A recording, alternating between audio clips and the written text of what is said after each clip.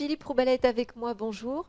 Vous êtes le président de la délégation Saône-et-Loire de la CCI Métropole de Bourgogne. Vous œuvrez pour le soutien et la transformation des entreprises locales. Vous êtes aussi le président de Symbiose Innovation, qui est une société axée sur l'innovation et le développement durable. Ma question, c'est comment la CCI, la Chambre de commerce, accompagne aujourd'hui les entreprises locales dans le renforcement de leur cybersécurité, qui est notre sujet ici au Forum InCyber Le Creusot. Alors, c'est une bonne question. C'est un sujet qui est très très vaste et aujourd'hui, les dangers les plus importants sont probablement au niveau de la cybersécurité.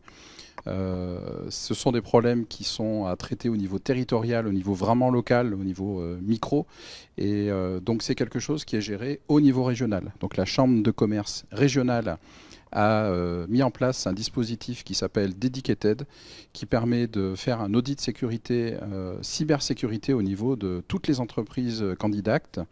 Et en Saône-et-Loire, Côte d'Or Saône-et-Loire, on a un spécialiste qui est basé chez nous, qui intervient pour la Chambre régionale, donc avec un système très très homogène sur l'ensemble de la grande région, et qui va permettre d'être le tuyau d'entrée pour cette démarche-là au niveau de chaque entreprise. Mais alors donc cet audit, ça fonctionne sur le volontariat. Est-ce que vous avez le sentiment que tout le monde est suffisamment sensibilisé? Je pense notamment à la directive Nice 2 que la France va bientôt transposer dans sa loi. Est-ce que ces entreprises de la région vous semblent suffisamment sensibilisées sur le sujet? Alors non, pas du tout. Pas du tout, parce qu'aujourd'hui, on pense que ça n'arrive qu'aux autres.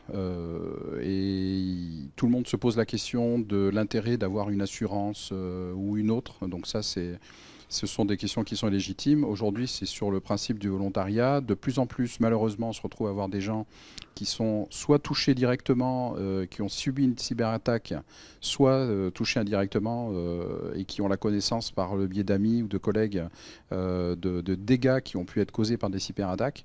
Donc les gens commencent de plus en plus à être vraiment sensibilisés. Comme le fait de planquer ces chéquiers ou ces liquides dans des coffres forts, on sait très bien qu'à un moment donné, si les voleurs ont envie d'aller jusqu'au bout, ils iront jusqu'au bout. Ce qu'on va faire, ça va être de freiner les démarches et dissuader les personnes d'aller au bout de leur larcin. Donc là, il faut mettre des barrières, un certain nombre de barrières. Plus on est protégé, plus on invite les harceleurs à aller dans d'autres pays, un peu plus fragiles malheureusement. Mais voilà, il faut protéger son espace. Très rapidement, juste si vous pouviez nous dire entre le budget, la formation, les talents, quel est le levier le plus difficile à lever aujourd'hui en matière de cybersécurité? Là, c'est la volonté des gens. Donc à partir du moment où les gens y sont décidés, c'est extrêmement simple. On prend contact avec la Chambre de commerce. Quelques heures après, un interlocuteur vous rappelle si on a fait la demande par mail. On pose un premier rendez-vous pour faire une préévaluation.